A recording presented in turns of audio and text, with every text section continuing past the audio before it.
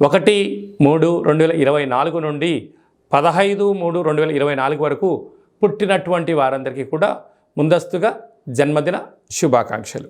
గతంలో వివాహం చేసుకున్న వారికి వివాహ వార్షికోత్సవ శుభాకాంక్షలు. ద్వాదశ రాశుల్లో గ్రహ గమనాల్ని ఒకసారి వీక్షింపచేద్దాం. ధనుసు రాశి వారు మహాశివరాత్రి సందర్భంగా ఆదివారం అమావాస్య శుభముహూర్త సందర్భంగా ఎలాంటి విధి విధానాలు పాటించాలో ఈ వీడియోలో సవివరంగా సంపూర్ణంగా తెలుసుకుందాం.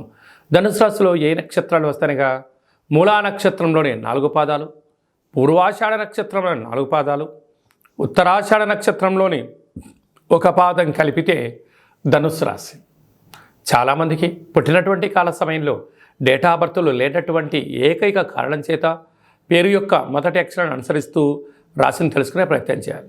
ఏ అక్షరానగా ఏ, యో, బా, బి, బు, ధ, బా, డా, బే అక్షరాల వారందరూ కూడా ధనుస్సు రాశి జాతకులే. ధనుస్సు రాశి యొక్క అధిపతి దేవగురు బృహస్పతి.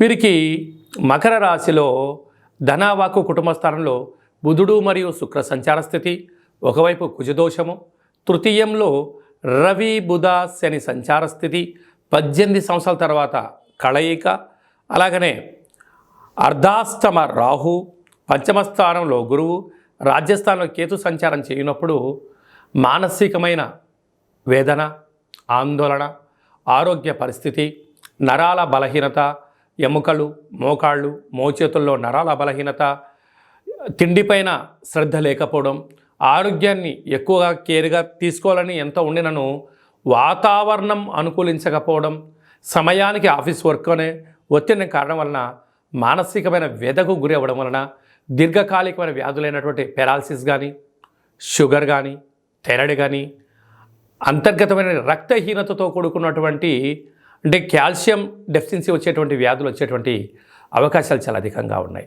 ఇలాంటి కాల సందర్భంలో మహాదేవుడికి శనగపప్పుతో కూడుకున్నటువంటి పసుపు రంగుతో కూడుకున్నటువంటి పసుపుతో మహాదేవుడికి అభిషేకం చేయడం వలన శత్రుదోష నివారణ, కులదేవతల యొక్క ఆశీస్సులు, ఇంటి దేవతల ఆశీస్సులు కలుగుతాయి.